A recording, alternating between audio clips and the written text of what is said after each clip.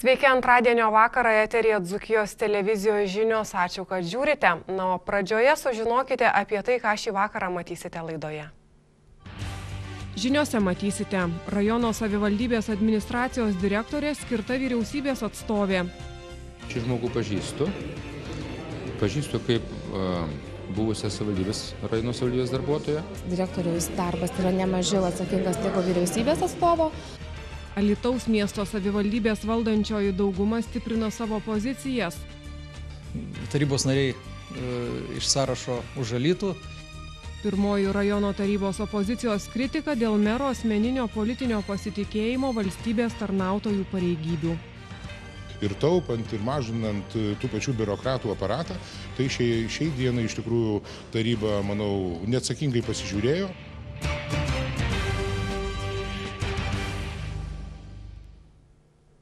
Alytaus rajono savivaldybės taryba skyrė savivaldybės administracijos direktorę Jolantą Kurčkauskaitę, kuri šiuo metu dirba vyriausybės atstovė Alytaus apskrityje. Praneša Daina Baranauskaitė. Šiandien Alytaus rajono savivaldybės taryba slapto balsavimo būdu rinko administracijos direktorių. Meras Algirdas Vrubliauskas teikė Jolantos Kurčkauskaitės kandidatūrą, kuri šiuo metu dirba vyriausybės atstovė Alytaus apskrityje. Taryba šiai kandidatūrai pritarė. Šį žmogų pažįstu kaip buvusią rajono savivaldybės darbuotoją. Po to teko bendrauti prasmingai, kai jinai vykdė ir vykdo dar, matyt, vyriausybės atstovo pareigas Alytaus apskričiai. Iš tiesų yra juristė. Jinai turi, kaip sakant, vadovaujusi jau dabar kolektyvui.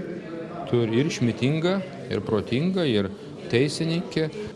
Žinau jos charakterio savybės. Manau, kad jį kaip tik tai sunkiai pozicijai tinkama. O kad jūs sakot, kad šiek tiek užsitęsė, taip, tai jos buvo nelengvas sprendimas.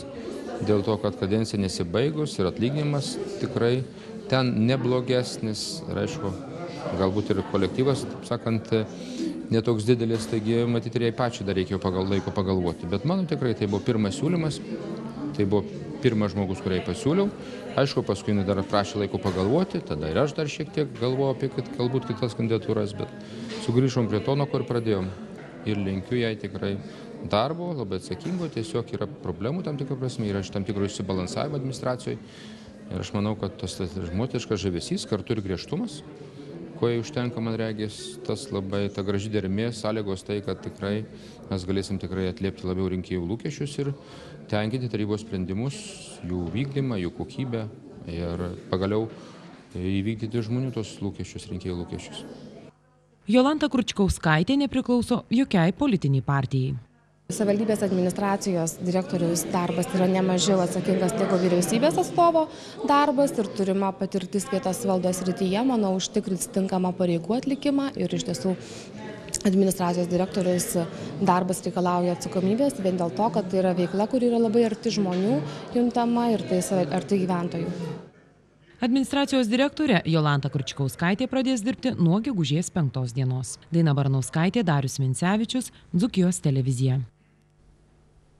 Šiandien prie Alytaus miesto savivaldybės tarybos valdančiosios daugumos prisijungė dar 2 tarybos nariai – Tomas Pačėsas ir Valius Micevičius, atstovaujantys visuomeninį rinkimų komitetą už Alytų. Dabar valdančiąją daugumą sudaro 22 tarybos nariai.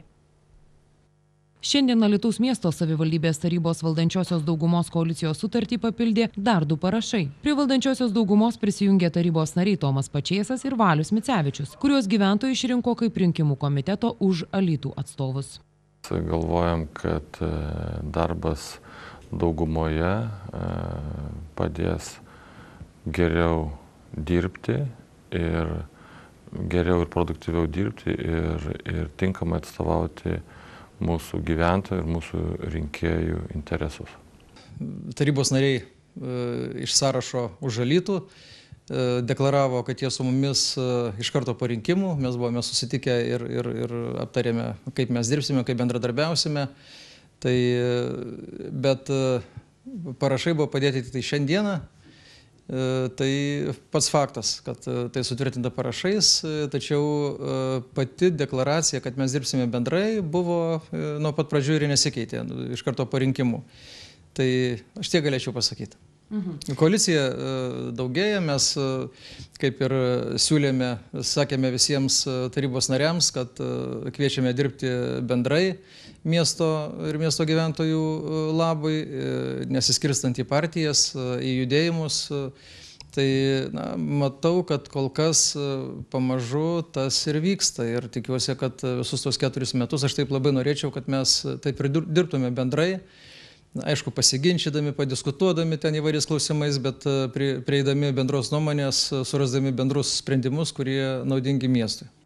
Pirmieji susitarimą dirbti valdančioje daugumoje su didžiausia rinkėjų palaikymą pelniusiu visuomeniniu rinkimų komitetu Alytaus piliečiai 13 mandatų kartu su meru Vytautu Grigaravičiumi pasirašė 3 Tėvynės sąjungos Lietuvos krikščionių demokratų partijos nariai Dobilas Kurtinaitis, Vytas Jezepčikas ir Robertas Šarknickas, bei Danutė Remeikienė išrinkta kaip darbo partijos atstovė. Kiek vėliau prisijungė 3 liberalų sąjūdžio atstovai Nijolė Makštutienė, Saulius Janulevičius ir Arvydas Švirmickas. Na, o šiandien prisijungė dar 2 tarybos nariai ir valdančioje daugumoje jau yra 22 tarybos nariai iš 27. Kol kas nei prie koalicijos prisijungė, nei opozicija pasiskelbė 4 socialdemokratų partijos nariai – Jurgis Krasnickas, Henrikas Šivokas, Laimutė Kirkliauskinė, Nerijus Cesiulis ir darbietis Kęstutis Ąžuolas. Alytaus savivaldos istorijoje tai bene pirmas kartas, kad nepriklausantys valdančiai daugumai tarybos nariai nepasiskelbtų opoziciją. Oficialios opozicijos nėra. Mano nuomonė, opozicija turėtų būti, tai yra varančioji jėga, bet aš manau, kad jeigu nebus tos oficialios opozicijos, tai jie atsiras tiesiog savaime, sprendžiant kai kokius tai klausimus, diskutuojant, nes paprastai kaip žmogus, taip ir nuomonė, todėl natūraliai tas bus. Ir tikrai aš nematau pavojaus, kad, sakykime, kad jeigu mes ten absoliuti dauguma balsų, tai kad mes užmigsime ant laurų, kad mes galbūt nueisim klystkeliais, galų galiai yra gyventojai, yra žmonės, kurie mums neleis pasukti ar į kairę, į dešinę, jie matys, tai yra mūsų rinkėjai ir mūsų teisėjai. Ar jau kuriama koalicijos programa? Taip, kuriama programa, kiekviena partija, kiekvienas judėjimas savo programas, savo dalį to, ką jie mano, kad būtų reikalingiausia gyvendyti mieste, sunešė ant vieno stalo ir dabar yra atstovai, kurie visą tai bendrina, dėlioja ir kūrėme bendrą programą. Ją sukūrus mes ją pristatysime visuomeniai ir mėginsime per tuos 4 metus ją įgyvendinti. Daina Barnauskaitė, Darius Mincevičius, Dzūkijos televizija. Šiandien Alytaus rajono tarybai buvo siūloma pritarti klausimui dėl politinio asmeninio pasitikėjimo valstybės tarnautojų pareigybių. Jų numatyta 3 tarybos sekretorius ir 2 mero patarėjai. Tarybos opozicija šį sprendimą aštriai kritikavo. Šiandien Alytaus rajono savivaldybės tarybos posėdyje sudaryta balsų skaičiavimo komisija, sudaryti kontrolės ir kiti tarybos komitetai, deleguoti asmenys į Lietuvos savivaldybių asociaciją Alytaus regiono plėtros tarybą. Taip pat tarybai buvo teikiama tvirtinti klausimas dėl politinio asmeninio pasitikėjimo valstybės tarnautojų pareigybių. Iš viso 3 tarybos sekretoriaus ir 2 mero patarėjų. Tarybos opozicija šį sprendimą kritikavo. Teko dirbti ne vieną kadenciją. Ir būtent matydamas tą visą virtuvę, bedirbant, manau, kad būtent tos 3 pareigybės, kurios yra šiai dienai patvirtino taryba, aišku, mūsų už atvirą savivaldą nepritarė, frakcija buvo ir daugiau nepritarančių, jos tikrai nėra nereikalingos, manyčiau. Kadangi meras dirbdamas tiesiogiai su administracija, vis tiek potencialas ir protas, tai yra ir sprendimų priėmimas ir patariamasis žodis, vis tiek informacijos rinkimas, tai yra ta pati administracija, tie patys darbuotojai, tie patys vedėjai. Aš manyčiau, kad šiai dienai buvo reikalinga viena, būtent pareigybė, tai tarybos sekretorio pareigybė, kurios tikrai ir užtektų. Tuo labiau nepamirškim, kad meras plus turi visuomeninių patarėjų krūvą, taip kad aš manyčiau ir visuomeninių, ir pareigybinių, ir taupant, ir mažinant tų pačių biurokratų aparatą, tai šiai dienai iš tikrųjų taryba, manau, neatsakingai pasižiūrėjo. Šiek tiek keistoka, iš tiesų, kadangi ką tik su ta politinė organizacija, darbo partija, ką tik tai buvom daugumoje, praeitoj kadencijoje, gal 2,5 kadencijos. Ir tuo laiku jiems atrodė, kad tikrai tų politinių asmeninių pasitikėjimo darbuotojų, kaip tik prasminga turėti 3. Dabar staiga per mėnesį, per porą savaičių požiūris pasikeičia. Tai nėra labai, solidu tai kritikuoti. O sakiau ir sakysiu, iš tiesų atsakingai rinksiuosi tos žmonės. Tai nenorėčiau, kad jie būtų politinių partijų labai primesti. Man svarbu labai ir kad būtų ryšys ir pasitikėjimas mero to žmogumi. Taigi esu apsisprendęs kol kas dėl vieno. Na ir matyt, galbūt vis tiek, aš galvoju, kad pagal plačias sritis, iš tiesų nemažai sričių yra, galbūt atsiras ir neužilgo antras, bet dėl 3 tai tikrai nesu apsisprendęs. Taip pat šiandien taryba pasisakė dėl mero darbo užmokesčio didinimo. Besikeičiant teisės aktams, kaip žinia visų Lietuvos savivaldybių merams, darbo užmokestis keliamas maždaug 1000 eurų. Taryba pritarė ir po įstatymo pakeitimo rajono vadovo darbo užmokestis iki mokesčių bus 2106 eurai. Daina Baranauskaitė, Darius Mincevičius, Dzūkijos televizija. Kriminaluose nesilaikęs saugaus atstumo ir greičio keturračio vairuotojas trenkėsi į priekyje sustojusį mikroautobusą. Nukentėjo keturračio vairuotojas ir keleivė. Apie tai kriminalinių įvykių apžvalgoje. Šiandien po pietų Alytuje, Naujojoje gatvėje, susidūrė keturratis ir mikroautobusas. 20-metis keturračio vairuotojas nepasirinko saugaus važiavimo greičio, nesilaikė saugaus atstumo nuo priekyje važiuojančios transporto priemonės ir atsitrenkė į tą pačią kryptimį važiavusi ir į kairę sukusį mikroautobusą Mercedes-Benz, vairuojama 49 metų vyriškio. Visi eismo įvykyje dalyvavę asmenys Alytaus gyventojai. Eismo įvykio metu nukentėjo keturračio vairuotojas ir kartu važiavusi 19-metė keleivė. Jie perduoti medikams. Patikrinus abu vairuotojus alkotesteriu, nustatyta, kad įvykio metu jie buvo blaivūs. Mantas Radvilavičius, Dzūkijos televizija. Jau 4. kartą organizuojamame respublikinėme aerobikos ir šokių konkurse Judėk ir tobulėk dalyvavo beveik 200 merginų. Sulaukta ir svečių iš Šiaulių. Kokiais pasirodymais jos stebino gausiai susirinkusius žiūrovus, pamatysite Manto Radvilavičiaus reportaže. Alytaus Švento Benedikto gimnazijoje vyko judesio nestokojantis ir energiją trykštantis respublikinis aerobikos ir šokių konkursas Judėk ir tobulėk. Jau 4. kartą organizuojamas renginys, vykstantis kas 2 metus, pritraukė net 196 dalyvės. Masiškiausios komandos iš Alytaus, Vilijos sporto ir rekreacijos klubo, Sakalėlio pradinės mokyklos ir Likiškėlių pagrindinės mokyklos treniruojamos Vilijos Ližauskienės. Šitas renginys vyksta 4. kartą, bet jisai organizuojamas yra kas 2 metai, tai reiškia jau 8 metai vyksta. O organizuoju dėl to, kad pati esu visą gyvenimą sportavusi įvairias sporto šakas, bet jau dabar beveik 25 metai apsistojusi ant aerobikos sporto, sveikatingumo kryptis labiau. Bet išvyščiusi savo klube ir linijinių šokių grupės, ir zumbos šokių labai populiarios, kur yra sujungta ir fitnesas, ir aerobika, tokia šaka, ar ne, bendrai žiūrint ir plius šokis. Ir dirbu ir su suaugusiais, ir su vaikais įvairiaus amžiaus. Imkime nuo 7-6 metų iki 60 ir dar vyresnių yra. Vat dabar šitam pasirodyme mano mergina 2-3 šoko apie 60 metų. Tai va.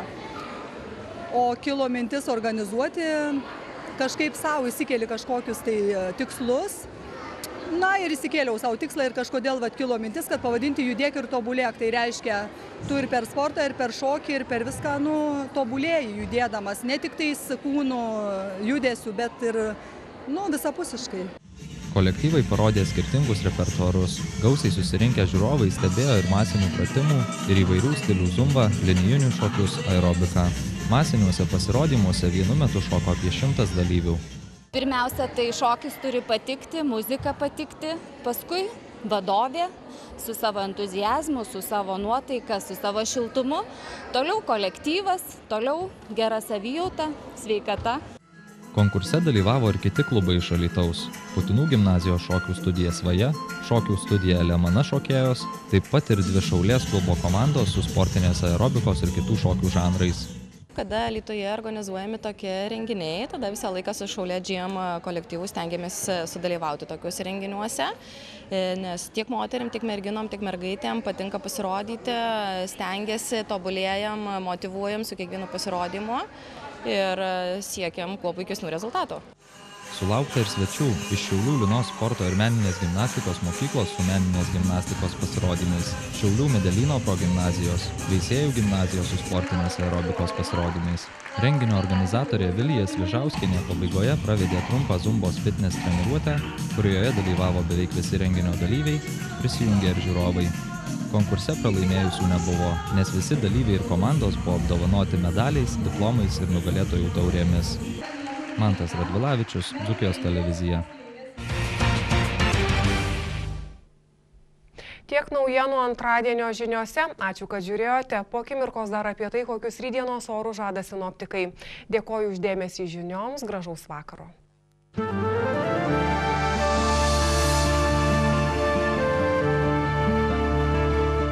Orų rubrika remia Sumani TV.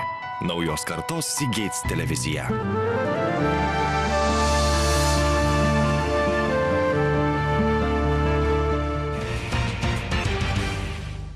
Labas vakaras, metas sinoptikų prognozėms. Lietuva kol kas išliks apsupta labai šiltos oro masės, bet neilgai.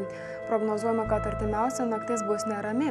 Didesnėje šalies dalyje šniokš lietus, vietomis smarkus ir su perkūnija. Vėjas kai kur sustiprės iki pavojingo nuo 15 iki 20 metrų per sekundę greičio. Daugiausia pūs iš šiaurės vakarų. Gana staigiai įsiveržus šaltesnei oro masė, rytoj dieną orai kai kuriuose regionuose bus maždaug 10 laipsnių vėsesni nei šiandien. Daug kur numatomas trumpas lietus, be to stiprokai pūs šiaurės vakarų vėjas. Artimiausią naktį Alytuje ir Vilniuje bus 4, Kaune 3, Klaipėdoje 6 laipsniai šilumos. Trečiadienio dieną Alytuje termometro stulpelis pakils iki 4, Kaune iki 3, Vilniuje ir Klaipėdoje iki 6 laipsnių aukščiau nulio.